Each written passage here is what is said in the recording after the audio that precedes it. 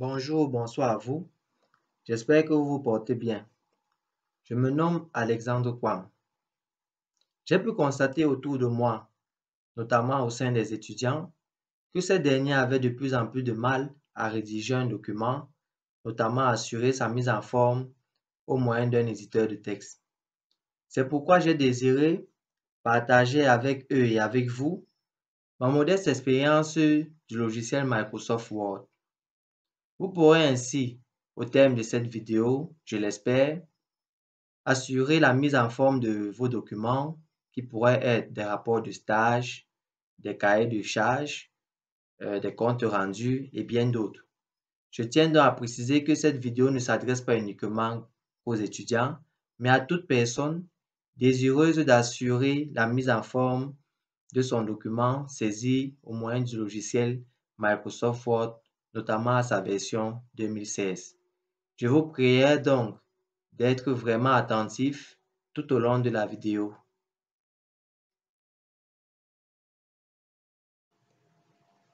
Il sera notamment question dans cette vidéo de vous permettre de réaliser un document Word comme celui-ci avec vos titres là dans le panel de navigation, une première de couverture ainsi avec les images, le thème, tel que vous voyez, vos en-têtes, vos pieds de page, la numérotation là en chiffre formé un petit t, petit 2, petit 3, un sommaire automatique comme celui-ci, une numérotation à partir de l'introduction générale commençant par 1, puis à l'annexe commençant par le grand A,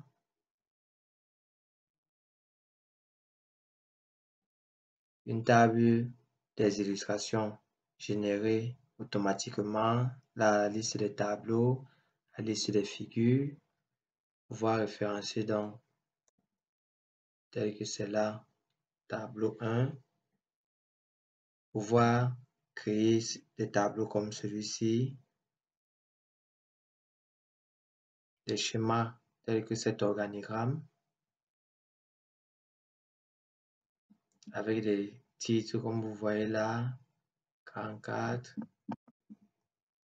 la partie chapitre 1, introduction,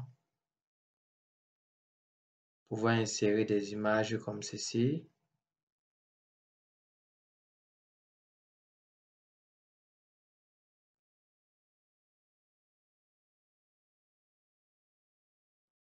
une table des matières, mais avant la table de matière, la bibliographie générée également automatiquement et pouvoir donc faire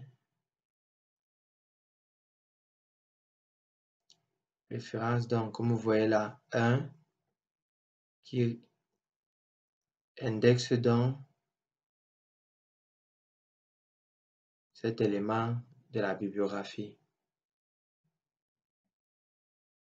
Donc j'espère que vous pourrez réaliser un document comme celui-ci après avoir visionné notre vidéo. N'hésitez pas si vous avez des commentaires, questions ou suggestions, écrivez-nous en commentaire.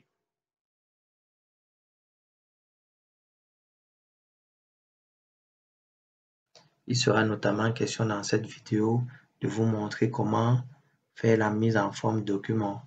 Pour ce cas pratique, il sera question de la rédaction d'un rapport de stage. Voici donc le document qui comporte déjà le plan dédicace remerciement sommaire. Ce plan n'est pas un plan standard. En principe, on vous délivrera un canevas lors de la préparation de votre rédaction de rapport qui vous aidera donc à définir votre plan et il sera bien sûr fonction du thème que vous aurez à étudier. Ouais, là, on a dans le plan avec quelques textes déjà préalablement saisis, à partir desquels je vous montrerai certaines astuces. Par exemple, là, on va débuter donc en essayant d'appliquer des styles particuliers à ce paragraphe. Il suffit de sélectionner ce paragraphe-là comme ça. Vous voyez que cette zone apparaît. Vous pouvez donc définir la police que vous voulez là, la taille, ou alors venir à ce niveau le faire. Pour ce document, nous allons utiliser la police Times New Roman. Descendez là. Times New, que voici. Mais à défaut de descendre là, vous pouvez venir dans cette zone de texte. Vous saisissez et on vous proposera directement celle que vous voulez. Si c'est ce que vous désirez comme la Times New Roman, vous appuyez sur la touche Entrée. La taille donc de la police, on va dire 12. Là, le texte par défaut il est aligné à gauche. Vous pouvez le centrer, aligner à droite ou alors le justifier. Mais généralement, dans la rédaction des rapports, il est recommandé de justifier le texte. Puis nous allons définir l'interligne, qui est dans cet espace entre les lignes. Comme vous allez voir, ça modifie 1,0, 1,15, 1,5. Nous allons utiliser 1,5 ici. Voilà. N'oubliez surtout pas d'enregistrer. Là, en cliquant sur ce bouton ou alors en faisant CTRL S sur votre clavier. Pour donc reproduire cela sur le paragraphe qui suit, vous pouvez donc soit sélectionner ce paragraphe, cliquez là, reproduire la mise en forme, venir donc sélectionner le paragraphe cible. Remarquez donc que ce paragraphe est désormais Times New Roman 12 et il est justifié et l'interligne est bien 1,5. On va faire un retour. Une autre façon beaucoup plus aisée de faire cela, c'est à travers les styles tels que Word appelle, qui proposent le style normal, titre 1, titre 2, vous pouvez voir là, ou tout simplement cliquer là pour voir l'ensemble des styles. Vous remarquez que par défaut, le style est anormal et c'est ce style qui est donc appliqué au texte que vous saisissez par défaut. Nous désirons donc que les effets que nous avons appliqués à ce paragraphe soient dans le style par défaut. Pour cela, rien de plus simple. Vous mettez le curseur là, quelque part dans ce paragraphe. Vous venez à clic droit, mettre à jour normal pour correspondre à la sélection. Ou alors, si vous voulez, vous cliquez sur modifier et vous définissez dans le style tel que vous voulez là, à ce niveau. Mais dans notre cas, vu que nous avons déjà appliqué les différences que nous souhaitons à ce paragraphe, allons simplement faire un clic droit, mettre à jour normal pour correspondre à la sélection. Vous remarquez donc que tout le texte est désormais Times New 12 justifié et l'interligne est donc à 1,5. Comme dit précédemment, on enregistre. Avant de poursuivre, quelques petites astuces. Par exemple, la Oversoft Solution. Si vous voulez le mettre peut-être en gras ou en italique ou le souligner, vous voyez que tous ces styles sont appliqués simultanément. Mais dans mon cas, je vais juste mettre ça en gras, comme ça.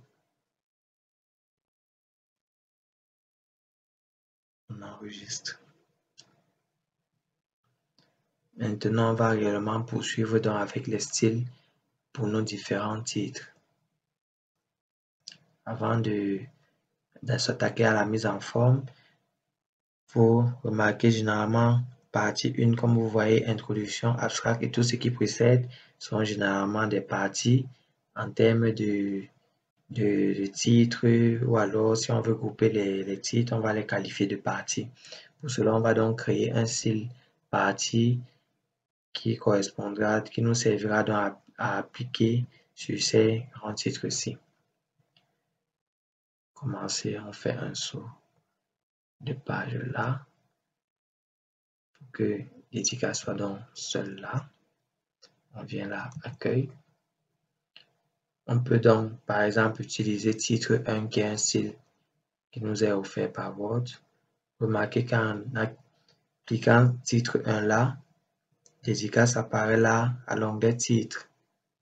Si cette zone n'apparaît pas à votre écran, rien de plus simple pour faire que cela s'affiche. Venez au menu affichage, afficher, volet de navigation, vous rassurez que là, c'est coché. Chez moi, c'est coché. Si on décoche, ça disparaît. On coche, ça réapparaît. C'est une zone très importante qui vous aide à naviguer dans votre document et vous donne un aperçu sur la table de matière ou le sommet. Nous y reviendrons plus tard. Bon, là, si on ne veut pas utiliser titre 1, donc il y a un style par défaut que nous voulons créer le nôtre, faisons retour là. Par exemple, on souhaite utiliser là, on va dire 24 en gras. La couleur, pourquoi pas, on va dire bleu. Nous allons centrer. Pour que ça puisse apparaître dans là, il faut faire un clic droit, paragraphe, niveau hiérarchique, niveau 1. Vous voyez donc que dédicace apparaît désormais là, enregistré. Maintenant, pour pouvoir créer le style en soi, une fois que le curseur est là, dédicace, venez donc là, cliquez là, créer un style. Pour renommer dans votre style, on va dire partie. Vous voyez donc que partie est désormais proposé à ce niveau, à style. Allons descendre. Remerciements. Partie. Vous voyez que ça apparaît là automatiquement sur les pages. Ainsi de suite. On peut évoluer rapidement. Nous venons là, partie, sur des pages, accueil, partie. Maintenant, le chapitre donc qui fait partie intégrante plutôt de la section qualifiée de partie. En sélectionnant là. Pour liste la taille, on va dire, bon, disons 18. Bon, vous pouvez vous servir ce raccourci. Vous voyez là, on est à 16. Quand là, on monte à 18, 20. Disons qu'on reste à 18. En gras également. La couleur le bleu. Pour que ça puisse apparaître dans la parmi nos titres, clic droit, paragraphe, niveau hiérarchique, niveau 2. OK. Vous voyez donc que chapitre 1 fait donc partie de la section partie 1. Enregistre. Maintenant, pour créer le style, n'oublions pas, viens là, créer un style, chapitre.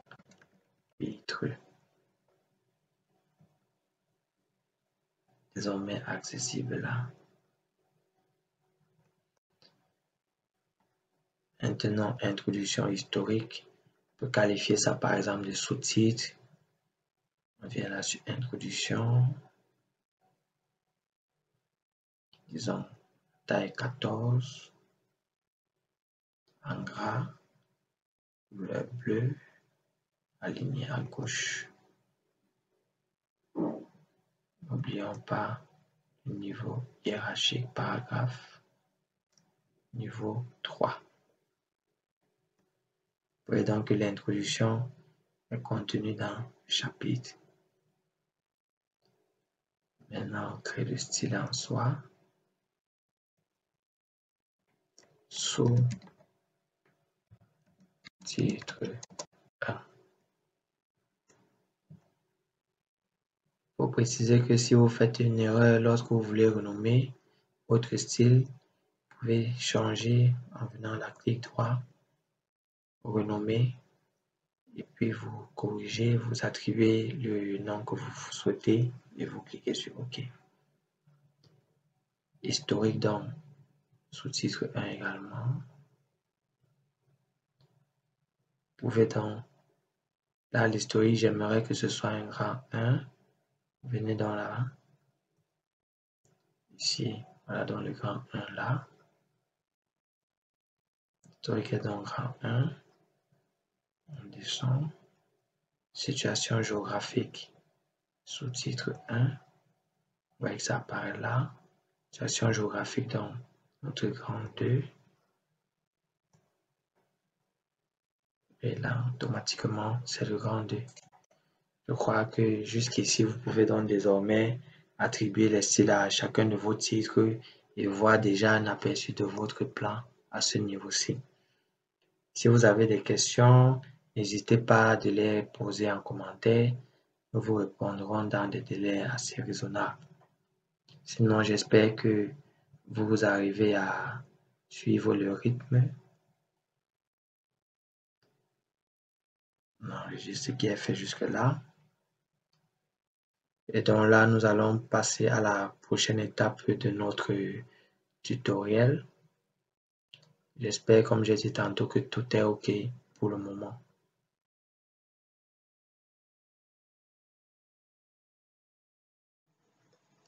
Je vais maintenant vous entretenir sur les tableaux et les illustrations. Nous allons cependant débuter par les tableaux. Pour ce faire, rendons-nous par exemple rang 3, fiche d'identification. Nous allons donc essayer de simuler la saisie des fiches d'identification de l'entreprise. Pour insérer le tableau en question, le curseur est bien dans cette zone où vous voulez insérer votre tableau. Menu insertion, tableau. Vous pouvez donc à ce niveau choisir le nombre de lignes et de colonnes que vous souhaitez pour votre tableau. Dans notre cas, disons par exemple 2 lignes, 2 colonnes. Automatiquement, le curseur est ramené à la première cellule du tableau. Vous pouvez donc saisir. Tabulation vous permet de vous rendre à la cellule suivante. Ou alors, à l'aide du curseur, la souris, vous vous rendez à la cellule où vous désirez effectuer la saisie.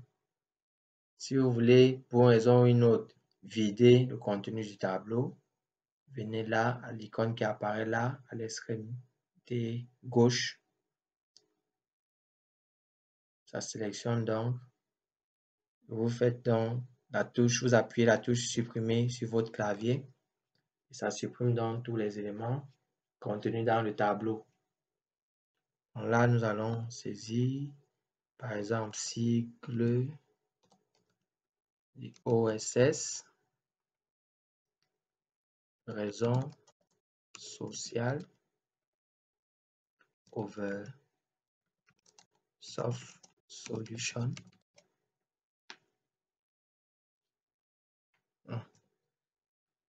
Remarquez que lorsque votre tableau a le focus, je vais mettre là, regardez les menus affichage, aide. Lorsque le tableau a le focus, il y a 2 menus supplémentaires qui apparaissent dans outils de tableau qui vous permettent réellement de customiser le design de votre tableau. Avant d'arriver au design, si vous souhaitez insérer une nouvelle ligne à votre tableau, par exemple, il y a des informations supplémentaires que vous désirez rajouter, vous rendez dans la dernière cellule, vous faites un clic droit, soit vous insérez à ce niveau, insérer donc, on va dire, dessous, soit vous faites un clic droit, venez plutôt là, insérer des lignes en dessous, vous pouvez insérer au-dessus, par exemple au-dessus, vous voyez. On va ajouter peut-être une information, disons le capital, de façon aléatoire, disons 100 000. Bon, au cas où vous voulez supprimer une ligne, peut-être le nombre d'informations que vous avez prévu ajouter à changer, venez donc là, clic droit,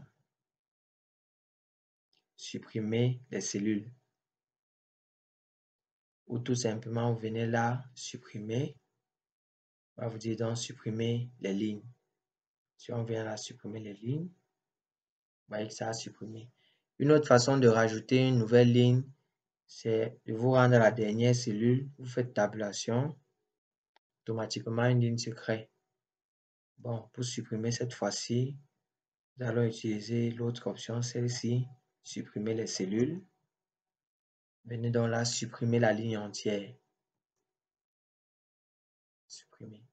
Donc, vous remarquez que pour exécuter la même fonctionnalité, Microsoft Word vous offre vraiment 2 à plusieurs chemins pour y parvenir.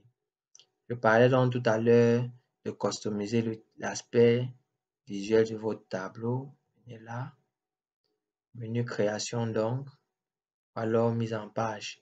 La mise en page donc, à ce niveau, vous pouvez donc insérer les lignes comme on disait tantôt, fusionner, fractionner, dimension. Vous pouvez par exemple centrer les éléments, alors les laisser alignés là. Par contre, la création, c'est ici vraiment, si on veut rajouter, disons, des couleurs au tableau, vous voyez en survolant là, vous avez dans l'aperçu du style. Vous pouvez descendre ou cliquer là pour vraiment avoir la vue sur l'ensemble des propositions qui vous sont faites.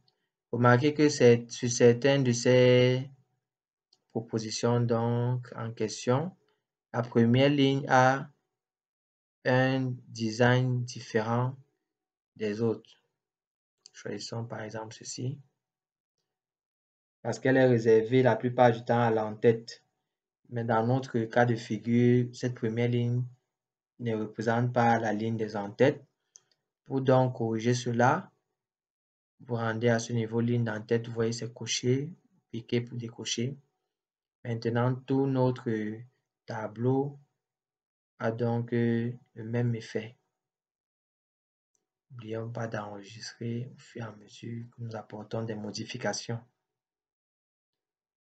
Je pense qu'à ce niveau, ce qui concerne les tableaux, vous pouvez désormais insérer le tableau, modifier, rajouter des lignes, supprimer et rajouter donc des couleurs à votre tableau.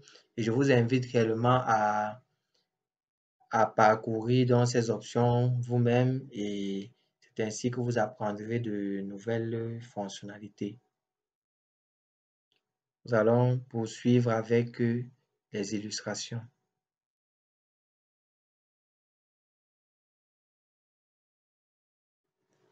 Avant de parler des illustrations, je souhaiterais développer avec vous d'un sujet commun au tableau et aux illustrations. Il s'agit des légendes, notamment insérer donc des titres aux illustrations ou encore au tableau. En ce qui concerne les tableaux, vous le survolez, cette icône qui apparaît, vous faites un clic droit, insérer une légende. Cette fenêtre apparaît, vous voyez dans le légende tableau 1, en effet c'est le premier tableau de notre document. 2 points, c'est dans le titre, identification, OSS. Texte, il s'agit bien d'un tableau. Notez que le titre peut être soit au-dessus du tableau, soit en dessous. Mais dans la majeure partie des cas, le titre des tableaux reste au-dessus. Et par défaut d'ailleurs, c'est pourquoi c'est au-dessus. Faites OK. Voilà donc le titre du tableau qui apparaît là. Si l'effet de forme ne vous convient pas, vous pouvez modifier. Si vous venez à ce niveau, vous remarquez que c'est légende qui est appliquée à ce texte. Vous pouvez donc simplement modifier légende, ainsi toutes vos légendes ou alors les titres de vos illustrations et tableaux seront personnalisés comme vous le souhaitez. Venez là, disons 12. Pas besoin qu'il soit en italique. La couleur bleue pour qu'il soit un peu plus uniforme avec les titres. Voilà. Tableau 1, fiche d'identification d'OSS. Et ainsi de suite, si vous rajoutez donc une légende à un autre tableau, automatiquement la numérotation passera à 2. Et si c'est un tableau avant celui-ci, il passera à 1 et celui-ci à 2. Maintenant que nous avons terminé avec les légendes, nous pouvons donc entamer les illustrations.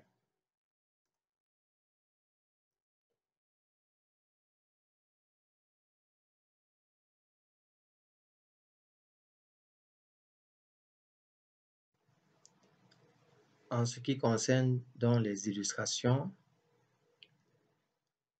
rendons-nous dans la situation géographique. Le curseur là.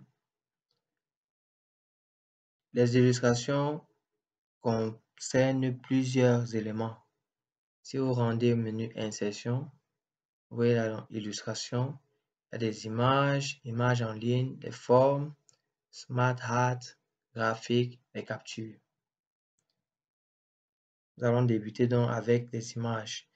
Par exemple, la situation géographique de l'entreprise où vous effectuez votre stage. Vous pouvez faire la capture au niveau de la carte et l'enregistrer comme une image, comme un exemple de carte que j'ai image. Disons localisation. Voilà. Vous voyez que votre image apparaît donc dans votre document. Vous pouvez donc modifier par exemple les dimensions. Attention, n'utilisez pas les points qui sont aux extrémités à ce niveau pour modifier uniquement la hauteur ou alors la largeur. Vous risquerez d'atténuer les proportions de l'image et votre image aura peut-être des textes qui sont trop élancés vers le haut ou des caractères qui ne seront plus lisibles.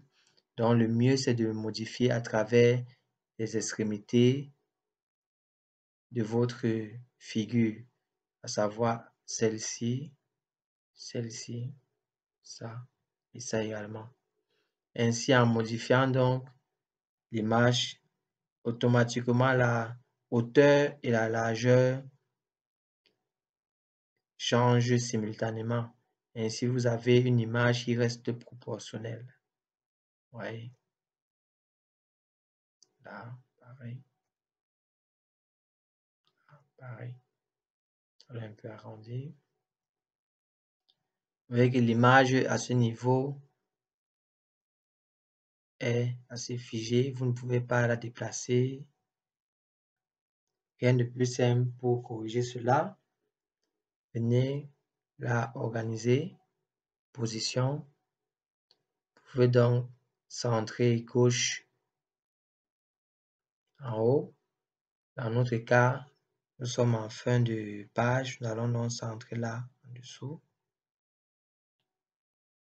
Nous ne voulons peut-être pas de cet espace-là.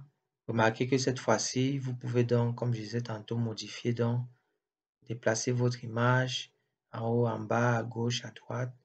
Bon, il faudrait quand même que ça reste centré. On remonte donc comme ça. Tout comme pour les tableaux, tout à l'heure, il y a donc ce menu qui apparaît, mise en forme. Regardez ici, clique là, menu mise en forme n'est plus là. Si on sélectionne l'image, menu mise en forme apparaît donc pour que vous puissiez modifier donc, rajouter des effets et autres sur votre image. Dans notre cas, nous avons à appliquer une position. Vous pouvez par exemple choisir un style. Bon, ce style renvoie l'image à la page suivante. Pourquoi vous ne voyez plus ça là? Puis, réduisons encore un peu là.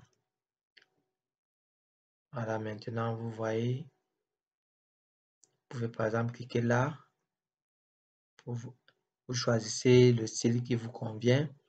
Dans mon cas, j'aime bien celui-ci parce qu'il fait bien ressortir l'image. Donc, vous pouvez également, il y a une fonction intéressante, rogner. Cliquez là sur rogner. S'il y a des parties au niveau des extrémités de l'image qui ne vous intéressent pas, vous pouvez donc vous en débarrasser.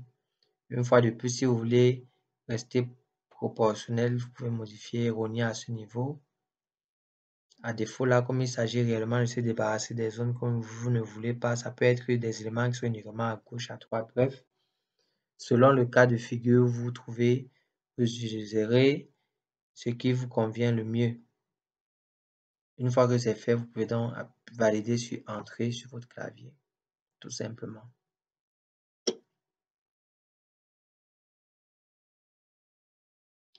N'oublions pas d'enregistrer. Une fois de plus, lorsque vous avez appliqué tous les effets que vous souhaitez, il est donc question de rajouter une légende, un titre. Pour ce faire, clic droit, insérer une légende.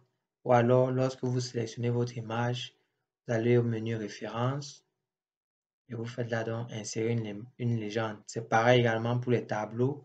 Vous mettez le curseur à l'intérieur du tableau, vous sélectionnez le tableau, venez là au menu référence, insérer une légende. Donc j'annule, je me rassure bien là, insérer une légende. Ça met texte tableau. Là, nous sommes donc sur une figure. Vous voyez, figure 1, situation géographique d'OSS. Là, le texte est bien figure et la position, comme je disais tantôt, cette fois, c'est en dessous de la figure et non au-dessus comme tout à l'heure pour les tableaux. Faites donc OK. Voilà donc la légende qui apparaît là. Notez que cette légende, vous pouvez également la déplacer à votre guise, mais cela est possible uniquement parce que vous avez utilisé l'option position tout à l'heure. Sinon, le titre ou alors la légende serait resté figé directement en dessous de l'image comme étant du texte et vous n'auriez pas la possibilité donc de modifier son emplacement comme ceci. Comme toujours, il faut enregistrer. Pour l'image, donc, je crois que cela pourrait suffire à ce que vous puissiez insérer des images et modifier donc la mise en forme de ces dernières. Poursuivons donc avec d'autres illustrations.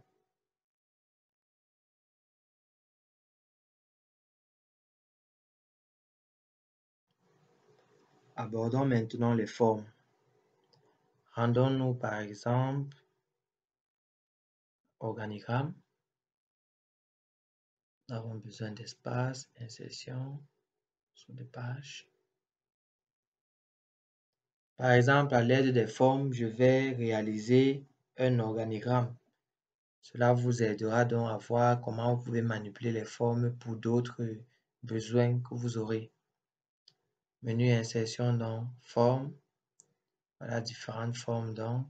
Et plus et tout. Dans mon cas, je vais simplement utiliser un rectangle. Vous voyez là l'icône de la souris du curseur a changé. Pour dessiner la forme en question, vous maintenez la touche gauche de la souris et vous déplacez la souris ainsi jusqu'à ce que vous ayez les proportions que vous souhaitez. Vous relâchez. Une fois que c'est fait, automatiquement le menu format apparaît pour que vous puissiez personnaliser la forme. Vous pouvez par exemple modifier les points. Là, vous voyez que ce qui était à la base d'un rectangle peut changer et devenir carrément une toute autre forme. Faisons retour. Dans mon cas, j'ai réellement besoin de ces formes rectangulaires. Vous pouvez donc adopter un style ici prédéfini. Modifier la couleur de remplissage. Modifier la couleur des contours, l'épaisseur, les tirets ou contours et plein d'autres effets, les dimensions, la rotation. Là, pour saisir, vous sélectionnez, vous saisissez simplement. Peut-être là, on va dire service 0, c'est n'importe quoi. À défaut de tous ces menus en haut, vous pouvez faire un clic droit, format de la forme. Cette zone apparaît, vous pouvez donc personnaliser encore plus votre forme. La option de texte, Là, c'est par rapport au texte qui est saisi. Vous pouvez faire des modifications dessus également. Bon, service 0, par exemple, position, on va le centrer. Donc là, on va ajouter une autre forme pour un autre service. Pour être sûr d'avoir les mêmes proportions, je vous conseille de copier cette forme-ci. Voilà, au produit CTRL-C, CTRL-V. Vous descendez, tel là, service 1. Maintenant, insertion une fois de plus, forme, juste une flèche, moins trait, pardon.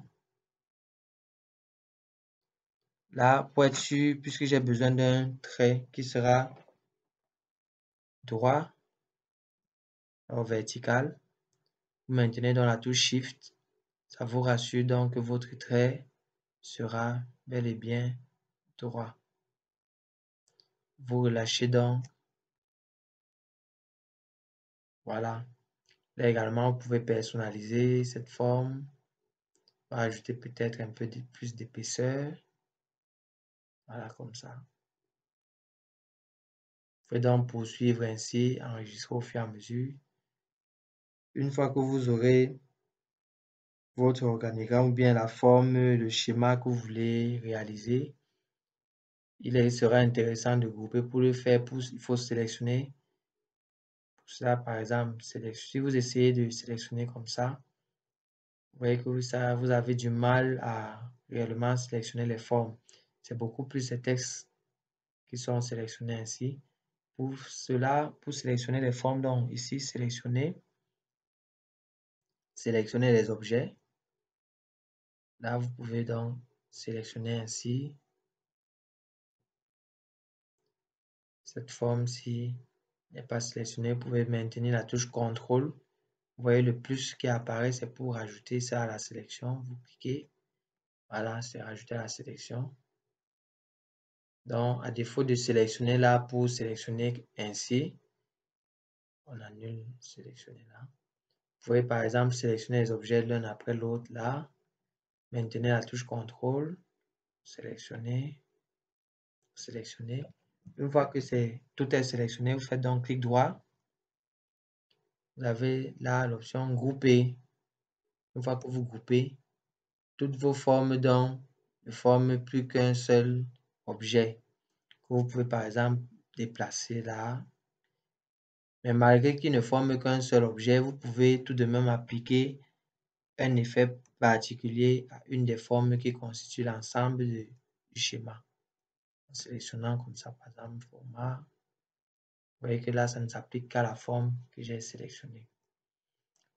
Et une fois que tout est assemblé ainsi, vous pouvez par exemple rajouter donc une légende, la figure 2, vu qu'on a déjà rajouté une figure.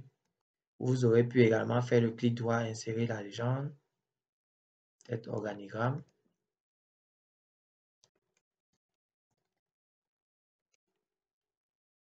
OK. Donc, on agrandit là comme ça. Voilà, donc, notre organigramme. Bon, comme j'ai dit, selon l'organigramme que vous voulez faire, vous aurez sûrement un schéma beaucoup plus complexe.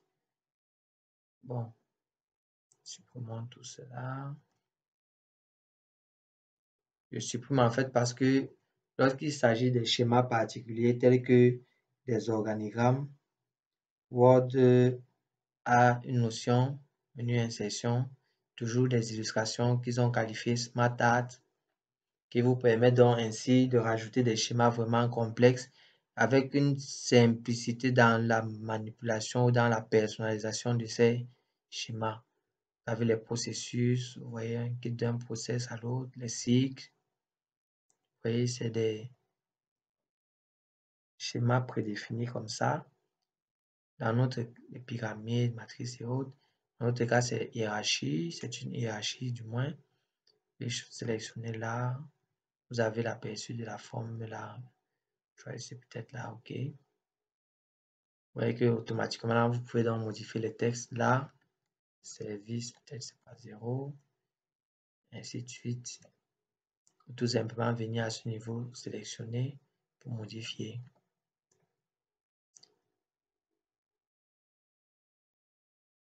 Vous pouvez, par exemple, modifier les couleurs, peut-être là, les styles, Smartart, les effets comme ça. Si tout ça ne vous plaît pas au final, vous pouvez faire rétablir le graphique qui annule donc ces modifications. Vous pouvez donc modifier là, c'est que à disposition. Par exemple, celle-ci, vous pouvez mettre là l'effectif qui est dans un service. Vous choisissez ceci qui est encore beaucoup plus simple.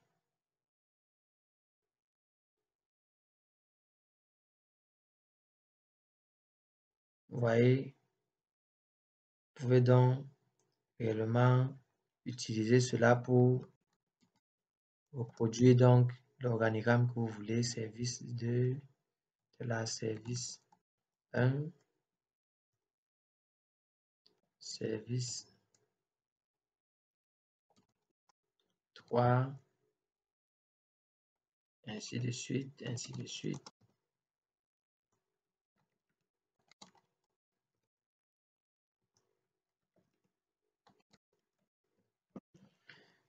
Il faut préciser que cet organigramme est prédéfini, donc il ne va pas forcément correspondre à ce que vous voulez, mais vous pouvez effectuer dans les modifications sur sa structure. Peut-être là, service 2. Si vous venez là, ajouter une forme, si vous cliquez à ce niveau, ça ajoute une forme directement là devant. Le retour. Par contre, si vous venez là, sur la flèche, ajouter une forme, vous avez le choix sur l'emplacement exact où vous voulez rajouter la forme par rapport à l'objet qui est sélectionné, qui est là, service 2, ou faire un clic droit, ajouter une forme. On peut mettre peut-être après. Voilà, là, c'est après. Faire retour. Ajouter une forme avant. Oui, la forme est rajoutée avant. Ajouter une forme au-dessus.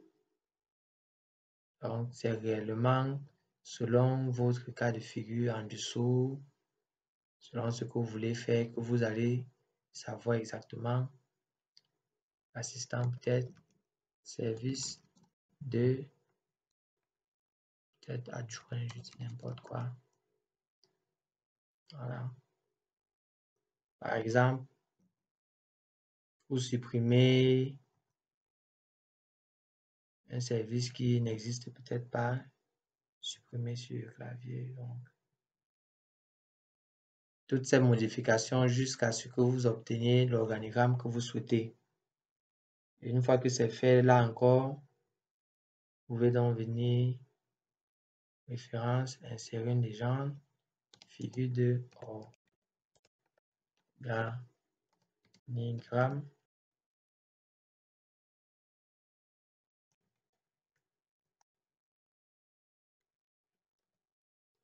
OSS. Donc, voilà la légende qui apparaît là en bas. Donc, les Smart Art, c'est vraiment quelque chose de très intéressant qui vous permet donc de reproduire des schémas assez complexes, de les personnaliser comme vous le souhaitez en quelques clics. C'est vraiment très intéressant.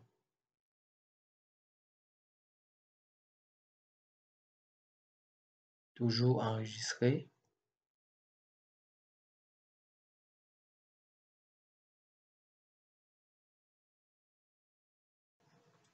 À côté des Smart Art, il y a une notion qui nous permet de réaliser des schémas encore plus complexes, je dirais. Rendons-nous par exemple activités et services. Supposons qu'à ce niveau, nous voulons présenter, je dirais, les ventes que nous avons effectuées. Si nous allons au menu insertion, graphique, à ce niveau, donc, nous avons les histogrammes, les coûts, secteurs, barres. Comme je disais tantôt, c'est en fonction de votre besoin que vous saurez exactement quoi utiliser. Par exemple, là, si je dis les secteurs, vous pouvez donc, il y a les secteurs 3D, secteur de secteur, et comme toujours, vous avez un aperçu. Si je choisis secteur 3D par exemple, je fais OK. Il y a donc cette zone qui ressemble, qui fait penser au logiciel Microsoft Excel, qui permet donc de saisir les données qui sont utilisées pour réaliser ce graphique. Par exemple, là, par défaut, les ventes, donc, ils les ont organisées par trimestre, premier trimestre, deuxième, troisième, quatrième, 8,2, 3,2, ainsi de suite, pour avoir ce résultat avec donc cette légende-là pour pouvoir comprendre le graphique qui a été produit. Mais bien entendu, vous pouvez modifier. Par exemple, là, achat.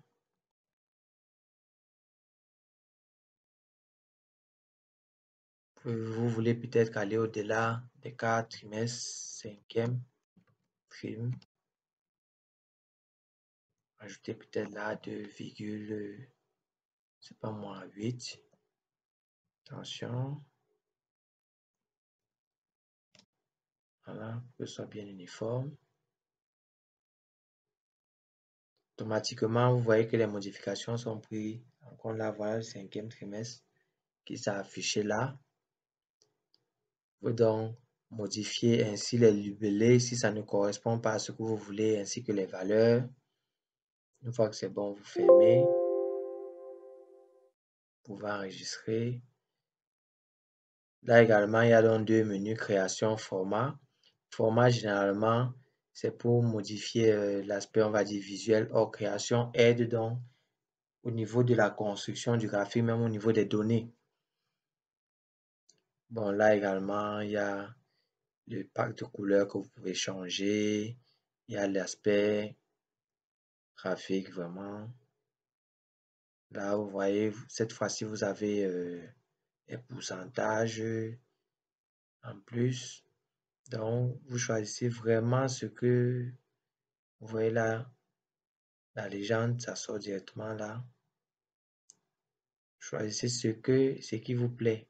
Là, par exemple, ajouter un élément, titre du graphique, c'est déjà ajouté au-dessus. Vous pouvez vous en passer ou superposer centré ou le laisser là. Étiquette des données, bord intérieur, voilà ça au bord extérieur ou ajuster. Bref, légende.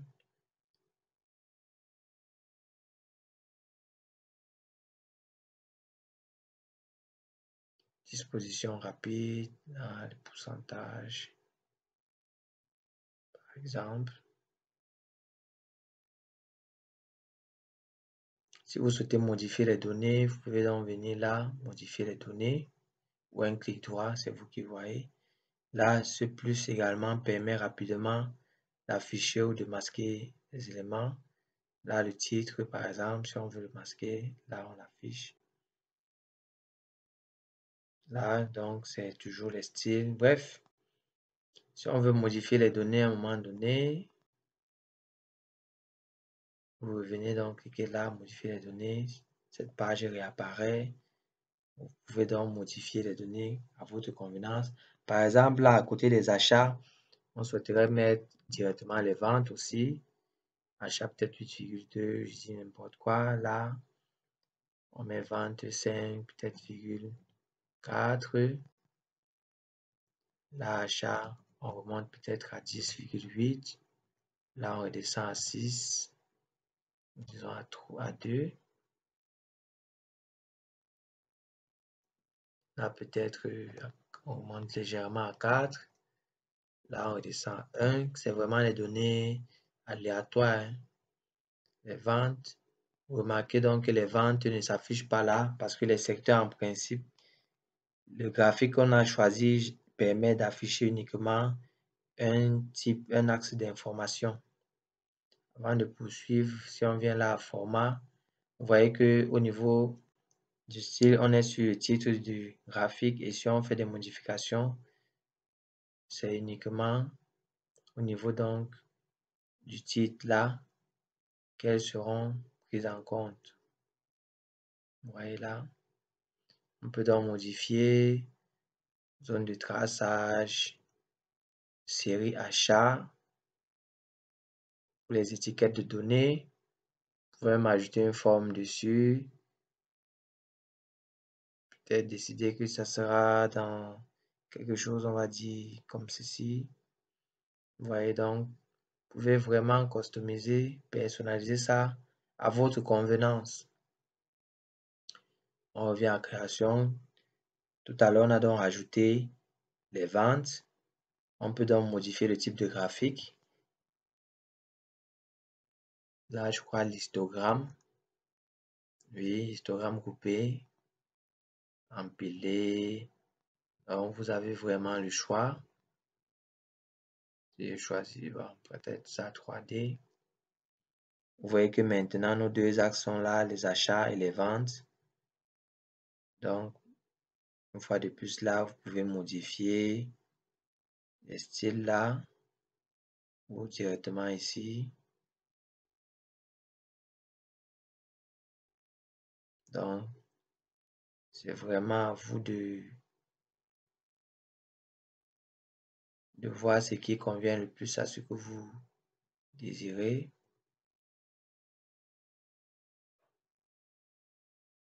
Donc, c'est un peu comme ça.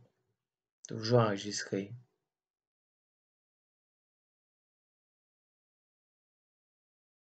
Donc, en ce qui concerne les graphiques, je pense que vous pouvez rajouter ce que vous voulez, menu insertion, graphique, et vous choisissez donc le type de graphique qui convient à votre besoin.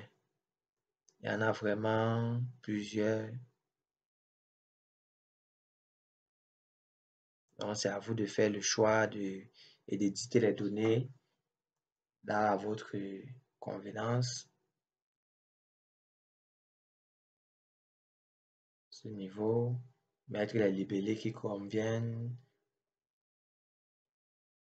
fermer tout simplement.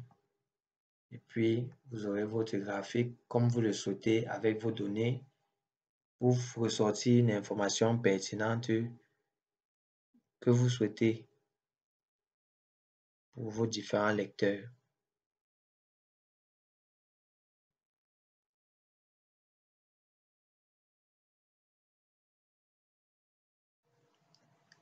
Il pourrait également arriver que vous ayez besoin non pas d'un graphique, d'une figure, d'un smart art, mais peut-être d'une capture d'un autre logiciel ou un programme dans votre machine qui a généré peut-être, je ne sais pas, une figure dont vous aimeriez faire la capture pour insérer cela dans votre document ou votre rapport. Nous allons essayer cela avec à l'annexe 2 notamment. Voilà, par exemple, à ce niveau, nous allons donc insérer une capture écran. Pour ce faire, il faut lancer le programme dont vous souhaiterez capturer. Bon, dans mon cas, je prends Microsoft Edge comme ça. Et vous revenez dans le logiciel Word. Faites donc insertion, capture. Vous pouvez soit capturer directement à travers là qui fait qui vous fait des propositions par rapport aux fenêtres qui sont actuellement ouvertes ou tout simplement faire capture écran qui vous ramènera donc au programme précédemment ouvert avant d'aller sur Word. On capture par exemple tout là.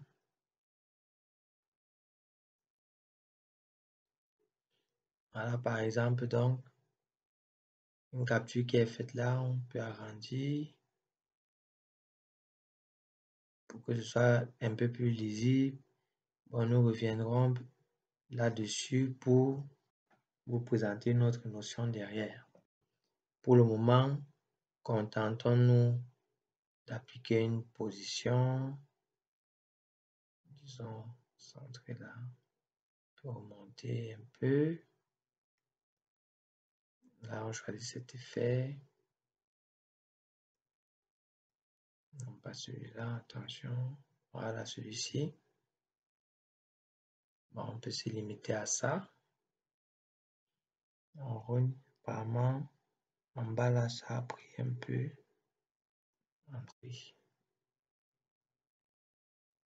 On enregistre. On peut donc sélectionner. Serrer. Là, il ne s'agit pas du tableau, mais d'une figure.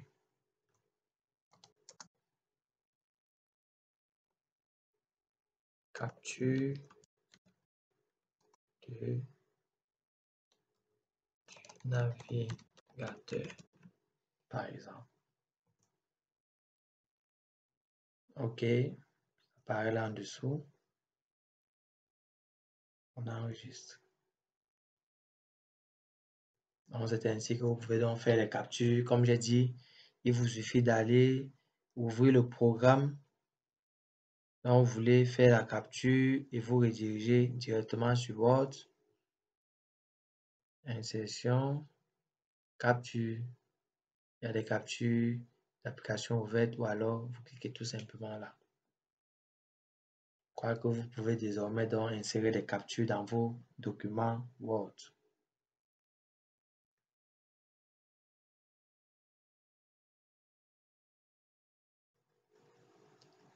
Un autre élément très important concernant les tableaux et les illustrations, il s'agit de les lister généralement en début du document, dans la section table des illustrations, pour simplifier réellement le lecteur dans la lecture donc de votre document. Généralement, cette table des illustrations distingue les tableaux des figures.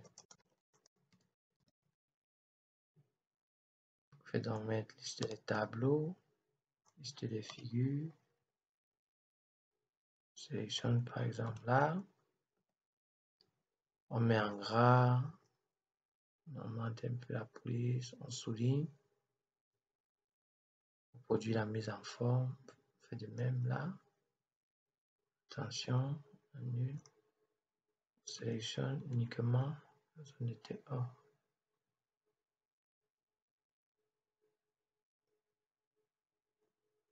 Voilà.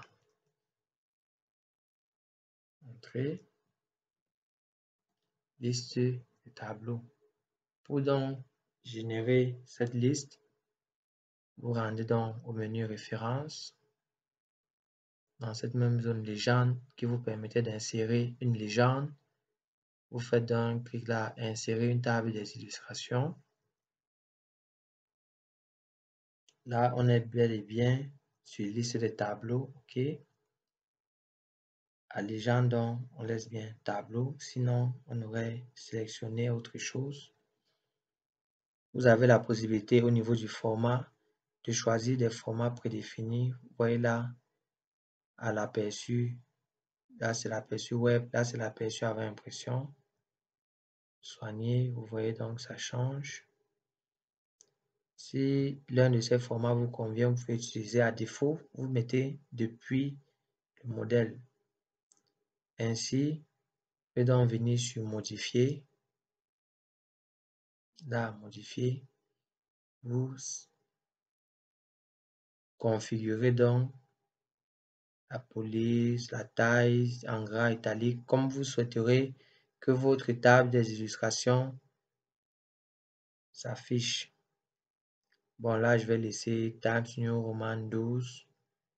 Comme vous pouvez voir l'aperçu là. Fait OK.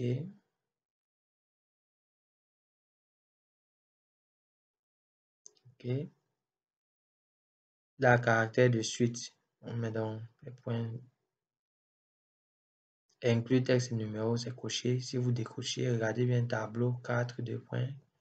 Là, on a uniquement les titres qui vont apparaître avec les pages. Numéro de page du moins. Bon, là, on aimerait bien que les textes et les numéros apparaissent. On fait donc OK.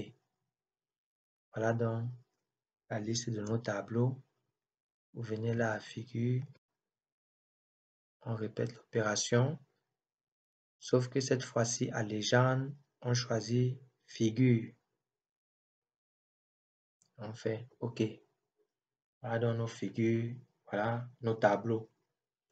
Il faut préciser que généralement, quand vous êtes, attention, figure 4, 2 fois, on va clic droit, on va voir quel est le problème. En effet, on voit bien que la figure 4, pareil, on sélectionne, on supprime.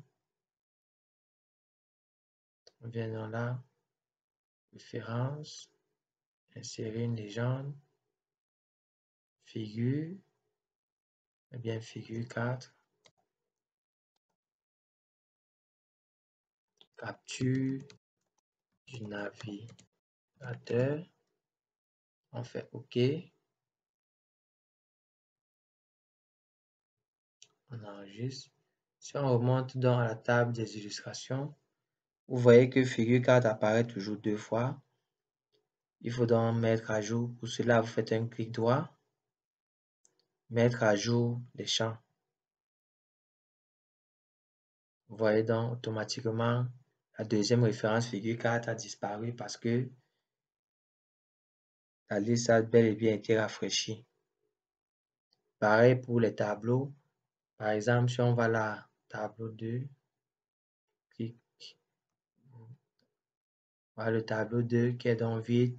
Je l'ai rajouté juste pour un besoin de référence. Je peux donc insérer un autre tableau rapidement là. Référence, insérer une légende, tableau, test par exemple. Fait OK. Vous voyez là, tableau 3. Si on remonte dans table des illustrations, vous voyez que tableau 3 n'apparaît pas là. Il faut donc faire clic droit, mettre à jour les champs. Là, vous avez le choix, soit mettre à jour les numéros de page uniquement. Là, c'est si vous avez rajouté peut-être du test et les numéros, il peut arriver que le tableau qui se retrouve à la page 12 soit maintenant à la page 13 ou alors 11. Du moins, cette option permet de rafraîchir uniquement les numéros de page. Ou alors, vous sélectionnez mettre à jour toute la table qui rafraîchit non seulement les numéros de page, mais également les libellés des éléments si ça a changé, ou encore ça rajoute des éléments qui ont été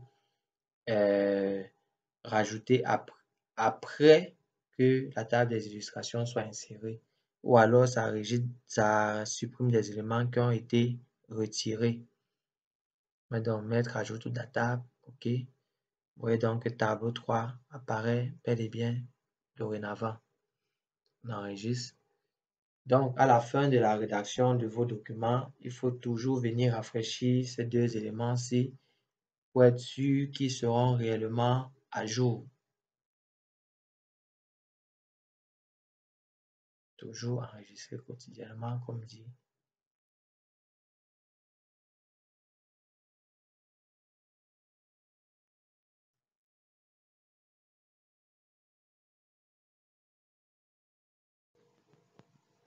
Nous allons maintenant aborder les notions d'en-tête et pied de page. Pour insérer dans ces éléments, vous avez deux canaux qui s'offrent à vous.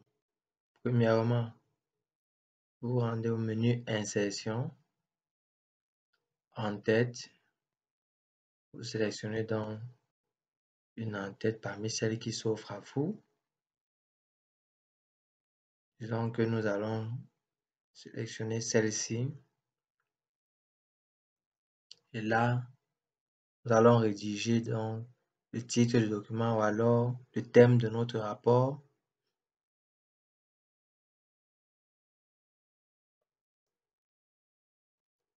Analyse et conception du système d'auto. Par exemple,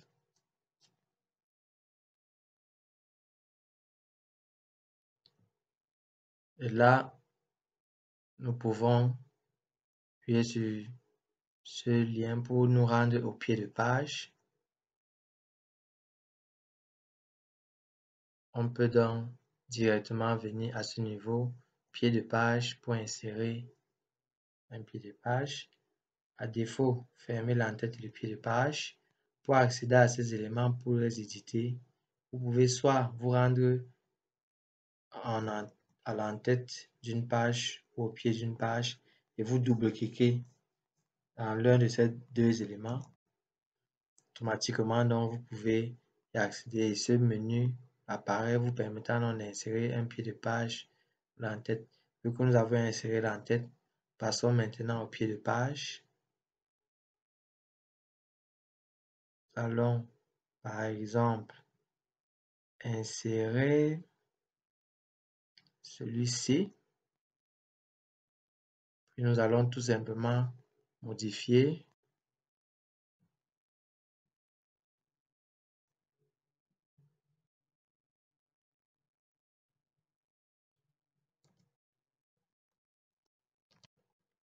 Présenté par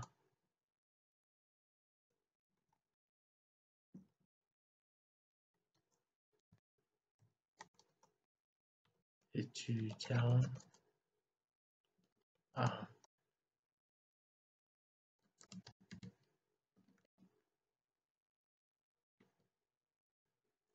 spécialité niveau Z. Par exemple, nous allons agrandir là pour que ça tienne sur une ligne.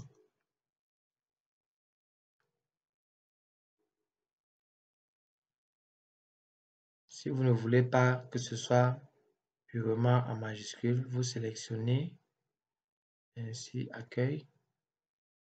Vous rappelez de ceci. Majuscule en début de phrase. Puis vous corrigez donc par rapport aux accents et autres. Rédiger. Présenter. Étudiant. Filière. Spécialité. Pour faire ces modifications, il me suffit de venir sur le mot qui est souligné en rouge. Je fais un clic droit et parmi les propositions, je choisis celle qui me semble correcte. Enregistrer.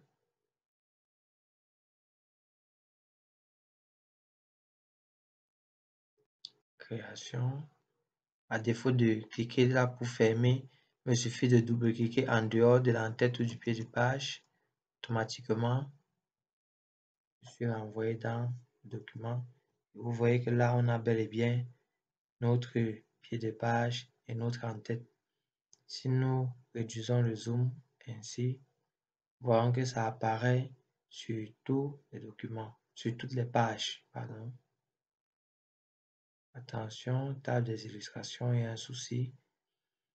Veillez toujours à réduire le zoom tel que je l'ai fait à l'instant pour pouvoir réellement vous assurer que tout votre document tient sans aucun souci.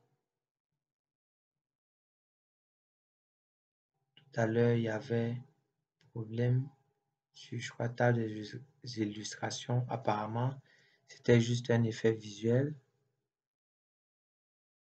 Là, nous descendons.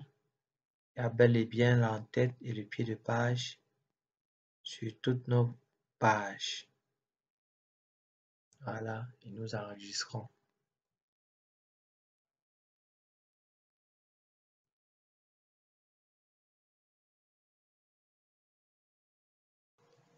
Concernant le numéro de page, généralement en ce qui concerne les rapports, les éléments qui se trouvent avant l'introduction, c'est-à-dire dédicace, remerciements, sommet, avant-propos, table des illustrations, résumé abstract, sont numérotés en chiffres romains et les éléments de l'annexe en lettres grand A, grand B, grand C.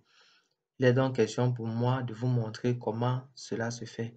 puisqu'actuellement, si j'avance zoom, vous voyez bien que ces éléments abstracts et autres sont également numérotés 1, 2, 3, 4. Pour ce faire, on vient au niveau de l'introduction générale.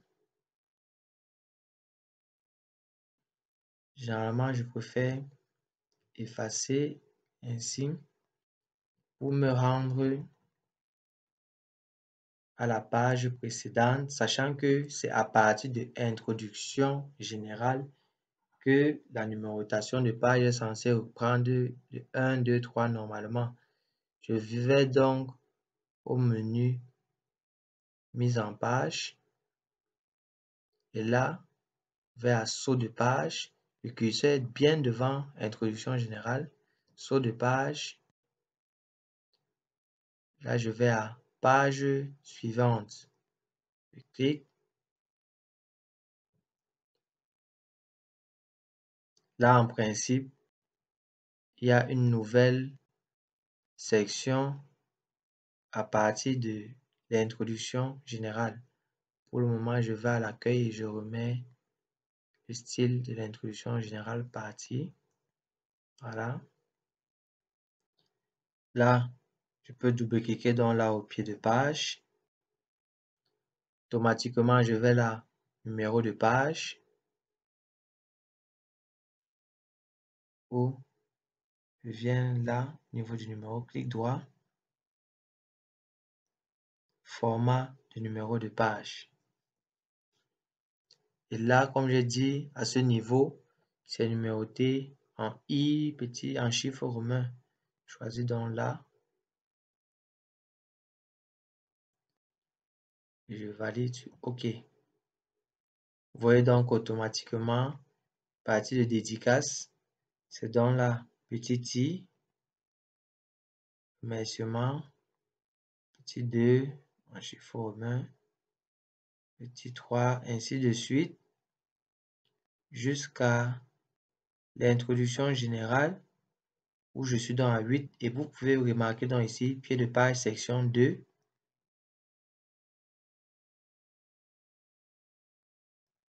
en tête, section 2, et là, pied de page, section 1. Comme j'ai dit, ceci est une section qui sera donc numérotée en chiffre romain, et la seconde section, la suivante sera donc numérotée 1, 2, 3. Vu que là, c'est 8, il me faut donc signaler là, je sélectionne, clic droit, format de numéro de page. Là, à la suite de la section précédente, non. À ce niveau, je souhaite que je recommence à compter à partir de 1. Le format est correct, 1, 2, 3, à partir de 1. Je fais OK. Vous voyez que là, maintenant, voilà bien la section avant qui a eu à 7. Là, la nouvelle section 2, qui est l'introduction générale, commence donc à 1. Et puis, vous avez 2, 3, 4, 5, ainsi de suite.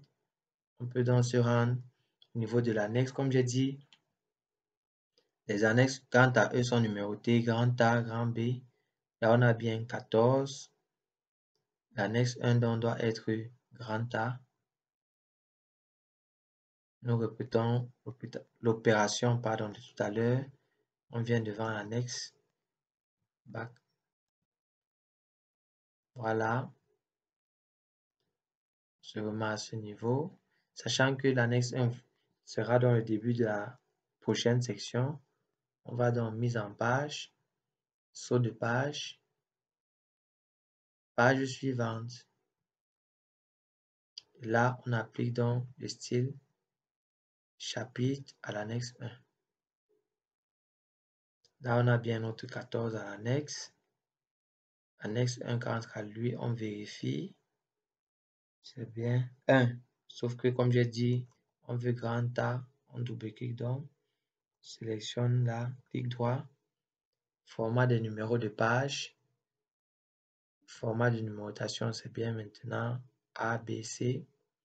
À partir de A, c'est correct. OK. Là, vous avez bien votre annexe 1, sachant que la section précédente se termine à 14. Annexe 1, qui est donc page A, qui est dans la section 3. A, B, et enfin C.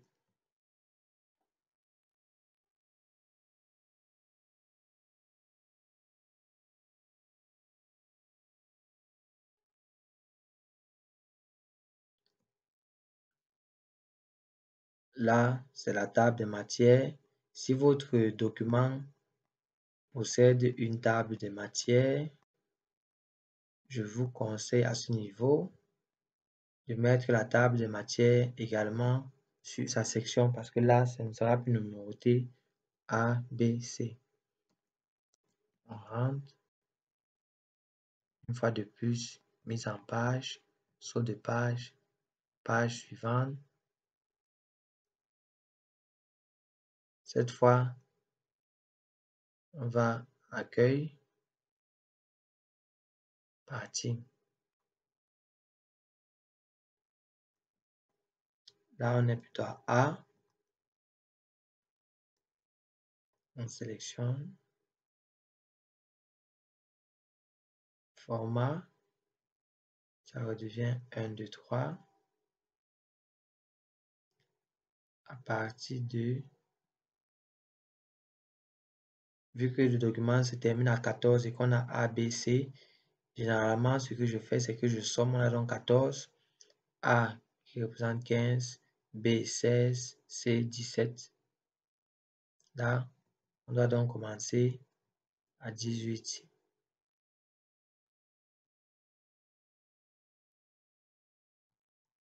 À partir de 18, enregistrer. Comme je disais tantôt, ce n'est pas tous les documents qui ont les tables de matière.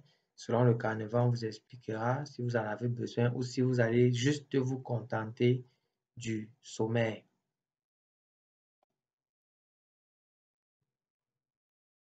D'autres choses intéressantes concernant le menu mise en page toujours, il s'agit de l'orientation. Si nous venons là à l'annexe 2, supposons que l'image qui est là ou bien le tableau soit très grand et qui ne suffise pas réellement en mode portrait et que l'on désirait donc afficher cette page en paysage. Une fois de plus, nous aurons besoin de sections parce que si vous appliquez directement l'orientation paysage là, ça s'appliquera à toute la section. Donc, il faudra donc isoler la page que vous désirez mettre en orientation paysage. Il faudra donc l'isoler sur une seule section. Ce que nous allons donc faire là pour l'annexe 2. Saut de page, page suivante, accueil, on remet le style, on redescend, annexe 3, mise en page, saut de page, page suivante, accueil, chapitre, on revient là, l'annexe 1 c'est A, maintenant l'annexe 2 c'est B, double-clic au pied de page, clic droit, format de numéro, à la suite de la section précédente. On fait OK. Là, automatiquement, on a dans l'annexe 1 qui est A, l'annexe 2 qui est donc bien B, l'annexe 3 qui doit donc reprendre à C, clic droit, format de numéro de page, à la suite de la section précédente, OK. C'est bien C. Vérifions, il s'agit bien de l'annexe 3 qui est donc désormais à page C. Si c'est toujours bel et bien 18, et vous enregistrez donc. Là, dorénavant, je crois que vous pourrez segmenter donc vos documents pour qu'ils aient notamment des numérotations différentes. Comme je vous l'ai dit tantôt, il s'agit des sections. Nous avons bien la petite i de en chiffre romain et à partir de l'introduction générale, bien 1, 2, ainsi de suite jusqu'au niveau des annexes. Là, 13, 14, annexe maintenant A, B, C, puis une table de matière éventuelle.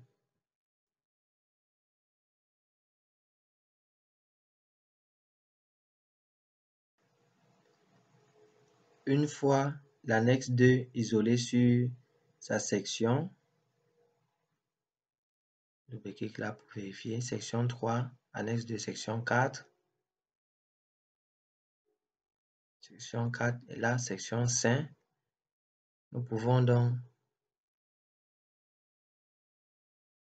fermer là, nous mettons le curseur au niveau de l'annexe 2, mise en page, orientation, paysage.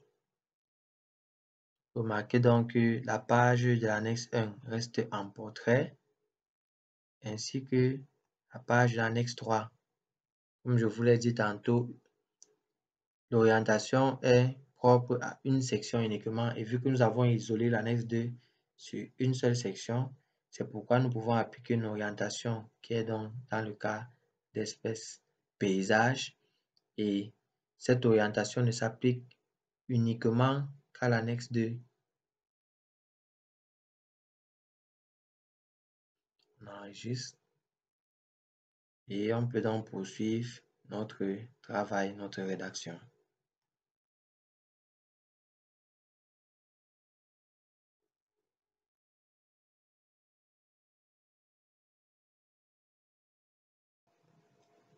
Passons maintenant à la première de couverture, dont l'élaboration requiert l'utilisation des notions observées plus tôt. Remontons tout en haut de notre document. La première page pour le moment étant la page dédicace. Il faut préciser la page dédicace dont est donc numérotée petit 1 ou du moins petit i en chiffres romains. Et cela doit demeurer ainsi même après l'insertion de la première de couverture. C'est pourquoi nous devons donc créer une nouvelle section dont la page dédicace sera la première page. Comme montré plus tôt, menu mise en page, saut de page, page suivante. La dédicace est donc cette fois numérotée petit 2. Pour remédier, nous sélectionnons donc clic droit, format de numéro de page à partir de petit i. Ainsi, la dédicace est bien donc petit i. Nous remontons à la première section qui sera donc désormais celle réservée à la première de couverture, qui n'aura donc pour le coup, sélectionne là, il n'y aura pas d'entête cette fois-ci. Première page différente. Ainsi, la première page de la section 1 étant non différente, il n'y a donc plus d'entête comme vous pouvez le voir et pas de pied de page non plus. Or, dans le reste du document, ces deux éléments restent inchangés. Car, en effet, la première de couverture est donc isolée à une seule section, qui est la section 1. Nous pouvons donc poursuivre réellement avec la création, du moins la modélisation de notre première de couverture.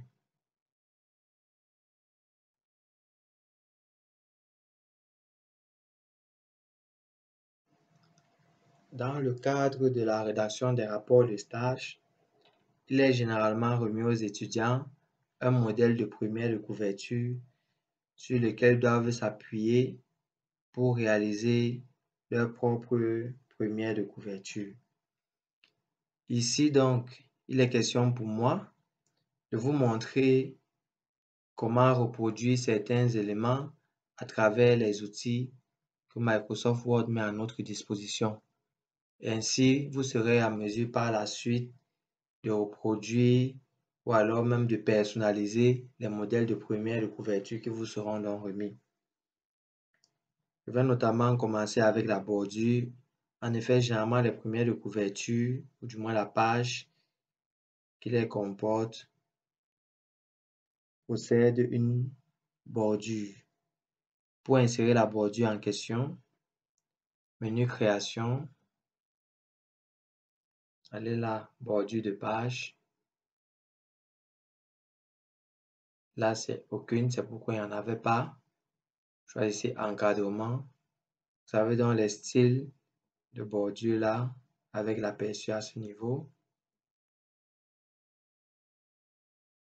Vous pouvez décider même d'avoir la bordure, et pas peut-être la bordure en bas de page ou à gauche, ainsi de suite. Vous avez également la possibilité d'incorporer plutôt un motif. Et Microsoft Word met à votre disposition donc plusieurs motifs, comme vous pouvez le voir. Nous allons par exemple donc sélectionner ce motif. La couleur, disons la couleur bleue, appliquée à, on va dire cette section uniquement la première page, bien que la section 1 sur laquelle nous sommes ne comporte qu'une page. OK. Nous avons bel et bien là notre bordure de page uniquement à la première page donc. Nous allons poursuivre. Généralement en haut, on précise le ministère et la République du Cameroun, vu que nous sommes au Cameroun. Pour permettre une certaine symétrie, nous allons faire usage d'un tableau. République du Cameroun, avec sa devise paix, travail, patrie. Ministère de l'enseignement supérieur. Republic of Cameroon. Peace, work, fatherland.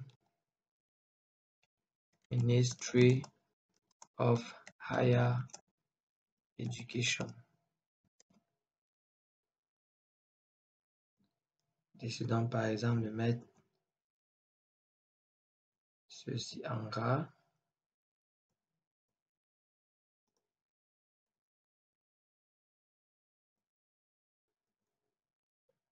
La devise en italique.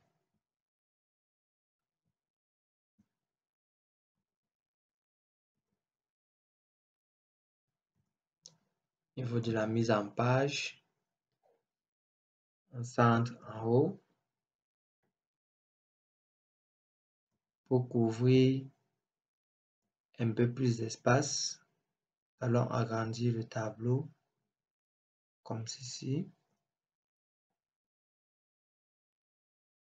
Nous allons également aller un peu plus en haut, voilà.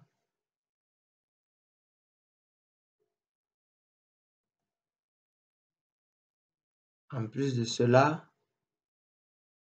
nous allons masquer les bordures pour qu'on ne sache pas qu'on a utilisé un tableau. Ces traits-là restent juste pour nous indiquer que c'est le tableau et pour modifier sa structure.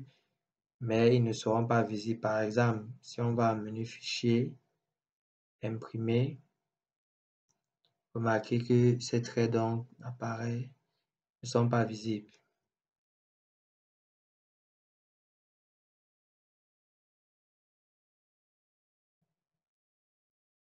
Par la suite, généralement, c'est le logo de l'établissement et le logo de l'entreprise d'accueil.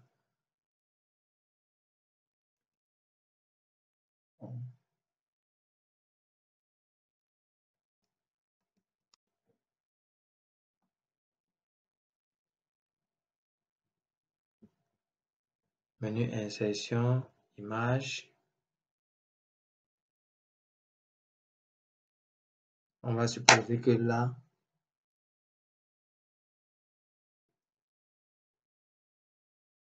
c'est l'entreprise où nous avons effectué le stage. Toujours réduit donc à ce niveau pour maintenir les proportions et non pas la largeur ou la hauteur, mais aux différents coins. Faisons un copier-coller pour le cas, pour pouvoir déplacer, mise en forme, position. L'un sera donc aligné à gauche et l'autre à droite. Sélectionnons les deux, nous remontons avec.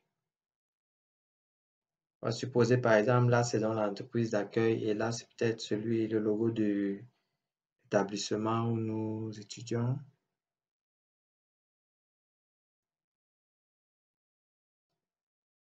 À la suite des logos, on doit insérer notre thème pour qu'il soit beaucoup plus mis en exergue. Nous allons user une forme, par exemple celle-ci.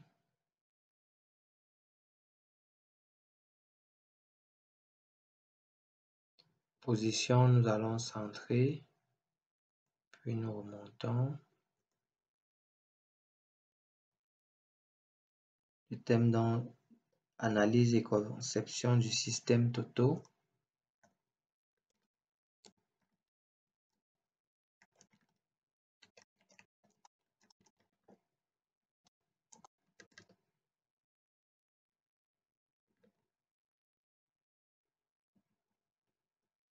Augmentons la taille de la police. Voilà.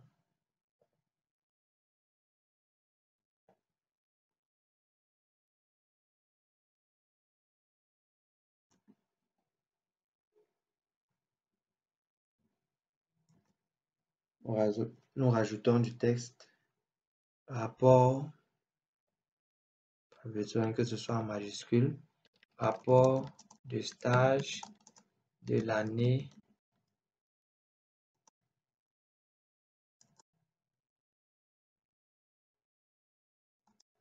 2018-2019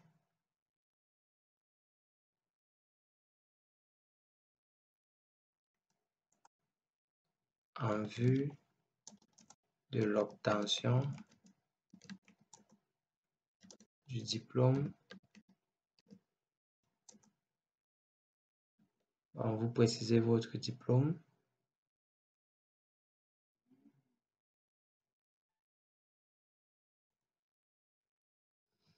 Allons centrer.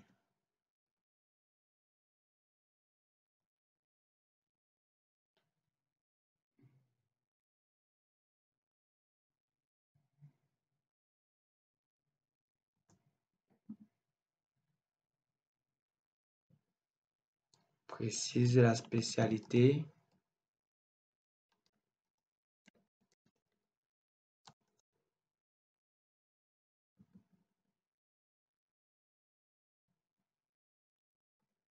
Le niveau.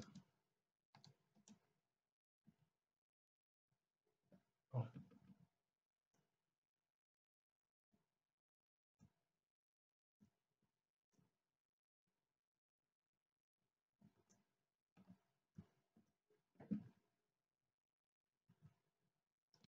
rédigé et présenté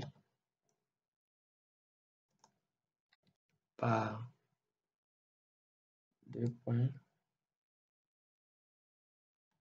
XXX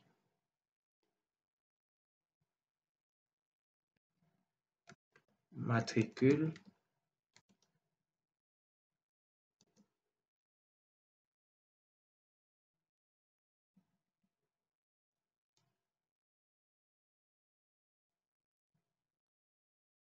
il y a encore quelle information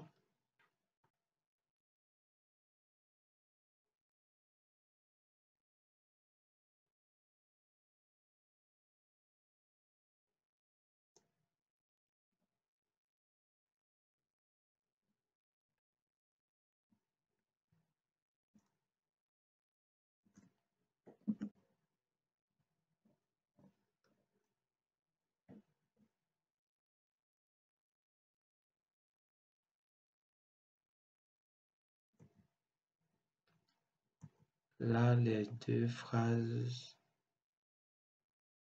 je réduis parce que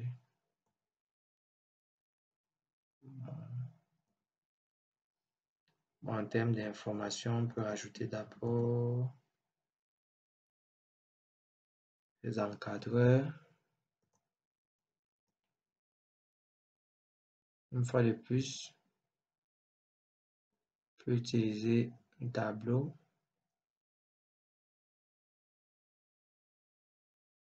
L'encadreur académique.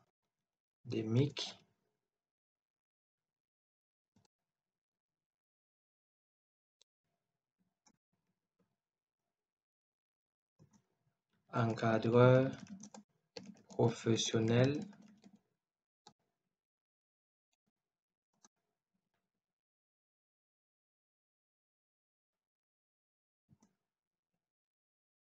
Enseignant à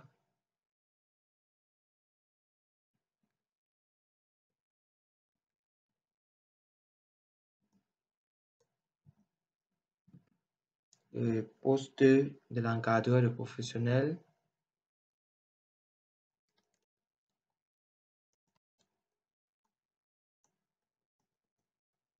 être chef de projet à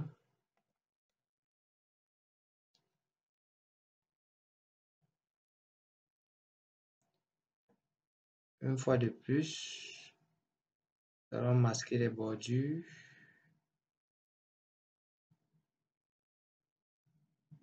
à travers une forme, on va dire celle-ci.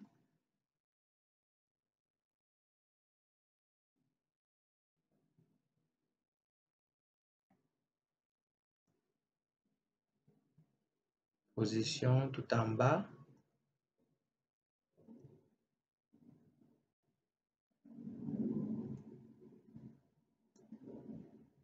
Année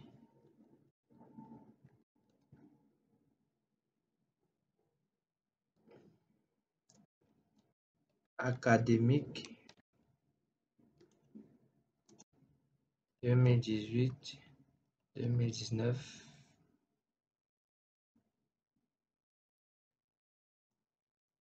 Je vais par exemple souligner là, mettre en gras.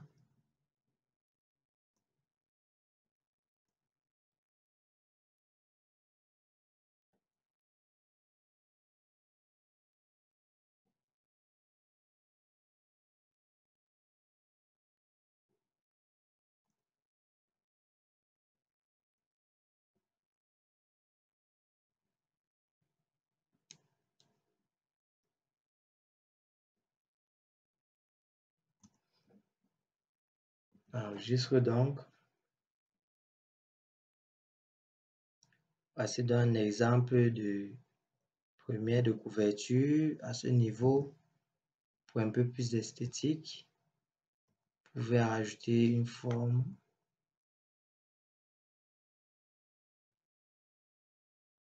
On maintient un chiffre pour avoir un trait bien horizontal. Noir. contour tiret celui-ci, épaisseur, puis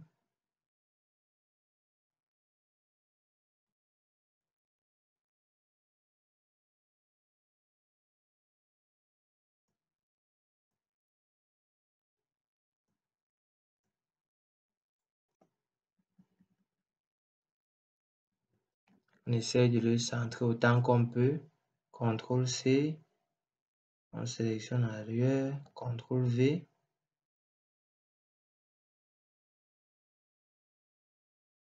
On essaie d'aligner là, en dessous. CTRL V.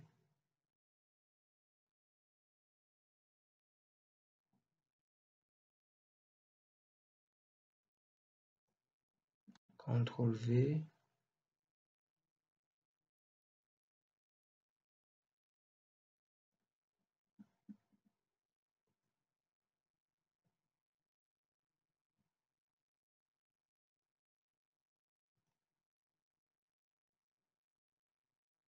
Bon, je crois que voici donc un exemple de première de couverture, mais avec toutes les notions que vous avez jusqu'ici, je crois que vous pouvez personnaliser encore cela comme vous le souhaitez. Mais sinon, voici une première de couverture qui comporte déjà donc les encadreurs, l'année académique, votre nom, le matricule, la spécialité, votre niveau, le thème, le logo de l'établissement et de l'entreprise d'accueil.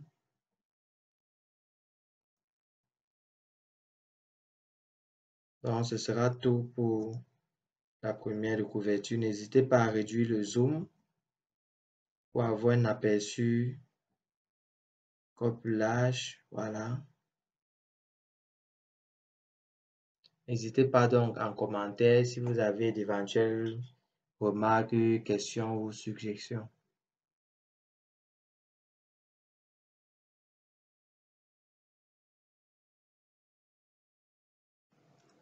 Avant que vous ne posiez la question, si vous ne souhaitez donc pas, lorsque vous masquez vos bordures, voir apparaître cette ligne au niveau de vos tableaux, il vous suffit donc de cliquer là à l'intérieur de l'un de vos tableaux. Vous rendez au menu mise en page. Là, à tableau, afficher le quadrillage. Là, actuellement, c'est activé. C'est pourquoi cette ligne-là s'affiche lorsqu'il n'y a pas de bordure. Vous pouvez donc cliquer là pour désactiver. Vous remarquez donc que ces lignes, ou du moins les bordures, ne sont plus visibles cette fois-là.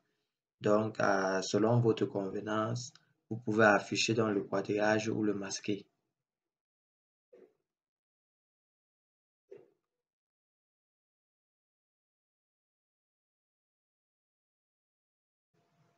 Passons maintenant à la bibliographie. Pour une meilleure gestion de votre bibliographie, je vous recommande au fur et à mesure de vos recherches et de la rédaction de votre rapport de stage ou de tout autre document, de toujours recenser les différentes sources, du moins vos différentes sources d'informations.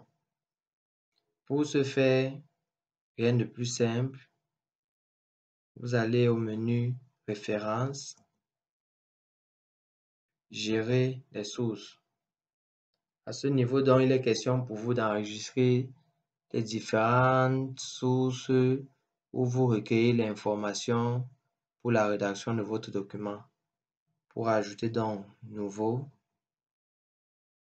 il peut s'agir d'un livre, d'une section article de journal, article périodique, compte rendu, rapport, un site web, document d'un site. Bref, vous avez le choix. Par exemple, là, on va supposer que c'est un livre, auteur, Titi,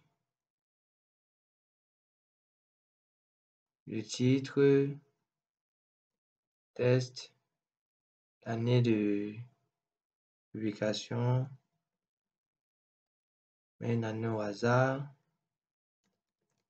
la ville,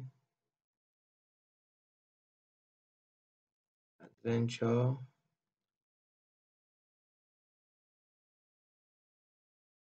Par exemple, pour le livre, vous pouvez cocher, afficher tous les champs et vous saisissez l'ensemble. À défaut, vous pouvez vous limiter aux informations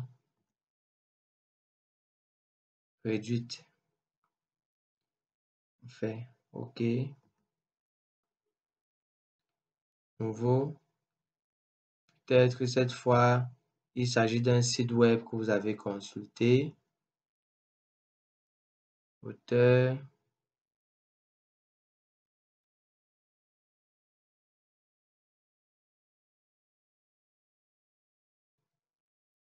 Vous pouvez aller là modifier s'il y a plusieurs auteurs.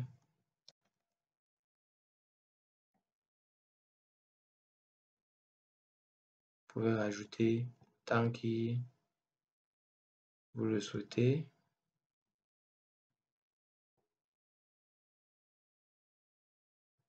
Le nom de la page web.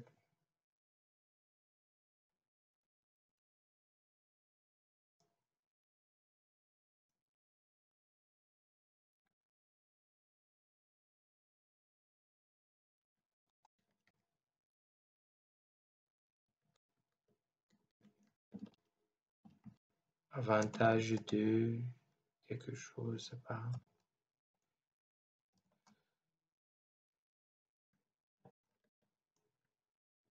Nom du site.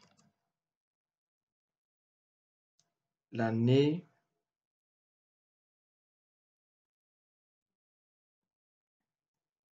Le mois. Le jour.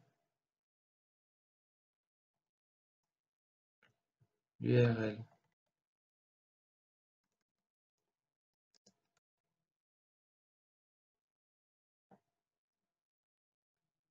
Afficher tous les champs. Ici, par contre, je vous conseille d'afficher tous les champs car il faut préciser la date à laquelle vous avez consulté le site, vu que le site web varie beaucoup. Donc, il est important de préciser la date à laquelle vous avez consulté le site pour vous la rajouter dans votre bibliographie. On va dire consulter donc en 2018, 9e mois, 10e jour, par exemple. Si vous possédez l'ensemble de ces informations, n'hésitez pas à les remplir. OK. On va par exemple se limiter à ces deux-là, mais comme j'ai dit, vous pouvez rajouter autant de sources que vous le souhaitez, qui sont dans des sites web, des livres ou tout autre document que vous avez consulté, qui vous a donc aidé dans la rédaction de votre document. Une fois donc que vous avez renseigné vos différentes sources, il est donc important d'indiquer les éléments tirés de chacune d'elles. Par exemple, là, on va supposer que ce test, du moins cette phrase-ci, est donc tirée d'une de ces sources. Pour le faire, menu référence, insérer une citation. Et vous voyez que là, il vous suffit donc de choisir. Par exemple, dire la TT. Là, ça met donc l'auteur et la date. Vous pouvez modifier le style à ce niveau. Le style que je vous recommande, par exemple, c'est IEEE 2006. Mets donc simplement là le numéro. Je peux supposer que à ce niveau, par exemple là,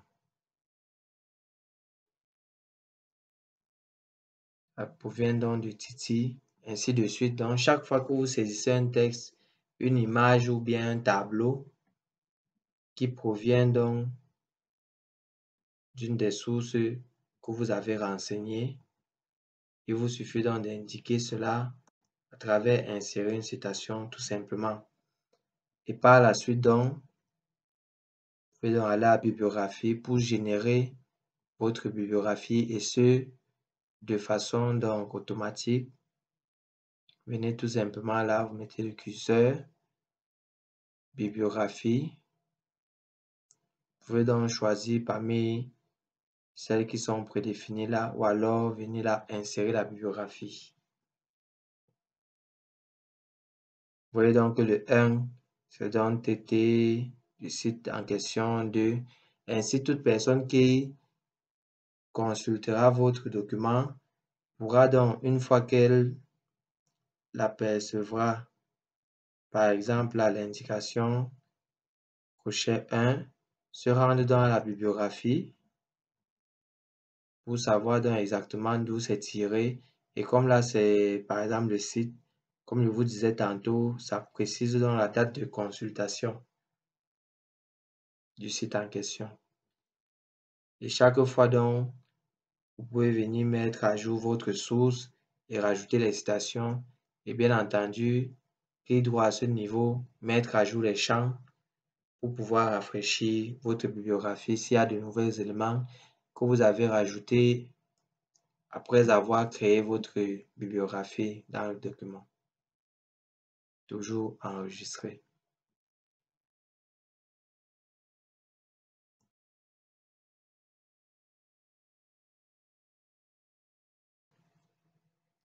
Il est maintenant question de générer le sommaire et pourquoi pas la table des matières si besoin. Nous allons donc commencer par le sommaire. Mettez donc le curseur, l'emplacement où vous voulez générer votre sommaire, menu référence, table des matières. Vous pouvez choisir parmi les styles prédéfinis ou alors venir la table de matières personnalisée. Afficher les numéros de page, aligner les numéros de page à droite, caractère de suite prédéfini là.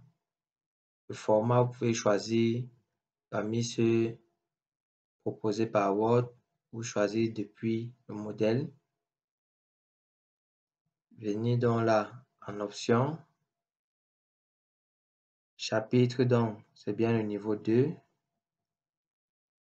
Partie, c'est bien le niveau 1. Sous-titre 1, c'est bien le niveau 3.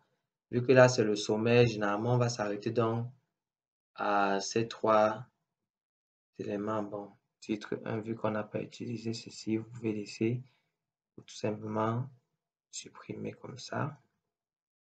OK.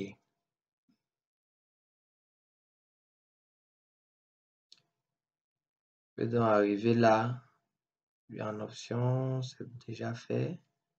Venez donc là à modifier ou donc vous attaquer à la mise en forme du sommaire.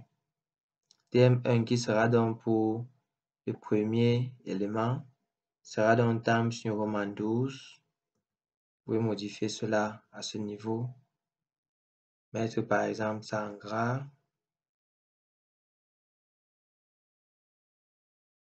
Pour le deuxième élément, Times New Roman 12 tout simplement. Pour le troisième élément, disons Times New Roman 11. Vous pouvez le faire donc pour tous ces niveaux. On va donc choisir là OK. Ainsi, on a donc notre sommaire. Vous voyez bien dédicace petit I, remerciement. Partie de l'introduction, donc c'est bien petit 1. Ainsi de suite. Les annexes, c'est bien petit, grand A, pardon. Voilà. Vous pouvez donc enregistrer. Si vous êtes donc demandé en plus du sommaire de générer ou du moins d'insérer une table des matières, après le sommaire, donc, vous pouvez venir la table des matières, vous mettez le curseur où vous souhaitez générer donc la table des matières. Menu toujours référence. table de matière, table de matière personnalisée. Cette fois donc en option, chapitre c'est 2, partie 1, sous-titre 1 c'est le 3, sous-titre 2 c'est le 4. Et à votre niveau, si vous êtes allé donc au-delà de sous-titre 2, vous continuez ainsi à mentionner niveau 5, 6, 7. Dans mon cas, je me suis arrêté au sous-titre 2, donc c'est lui qui est à 4. Fais donc OK. OK. Là, on me demande, voulez-vous remplacer cette table de matière? Je dis non, parce que si vous dites oui, ça va tout simplement remplacer le sommaire. Or là, en plus du sommaire, nous voulons rajouter une table de matière. Donc, on va dire non. Voilà. Nous avons dans notre table de matière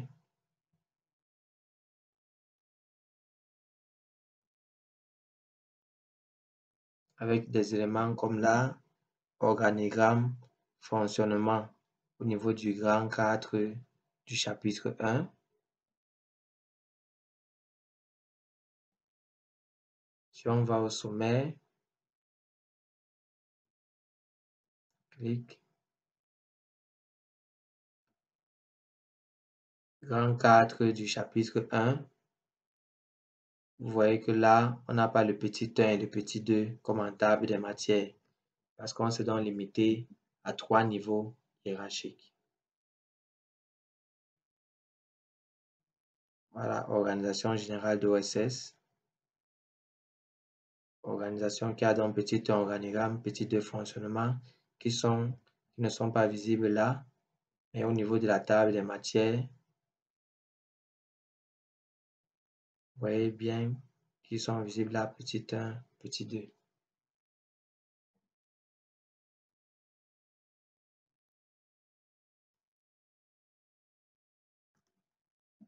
Donc, avant de pouvoir donc imprimer votre document, comme je l'ai dit plus tôt, il faut toujours venir donc mettre à jour ici le tableau, toute la table.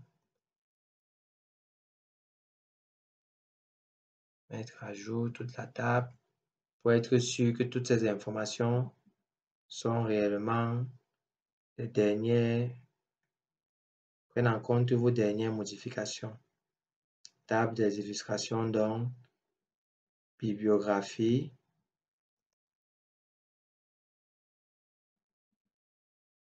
puis le sommaire, toute la table, et enfin la table des matières. Mettre à jour toute la table, puis vous pouvez donc réduire le zoom, par exemple à 50, pour parcourir donc tout votre document ainsi, vous rassurer que tout tient, qu'il n'y a pas de page vide que vous avez sauté. Bon, là, dans mon cas, les pages sont vides puisqu'il n'y a pas de texte, car le plus important ici, c'était la mise en forme du document.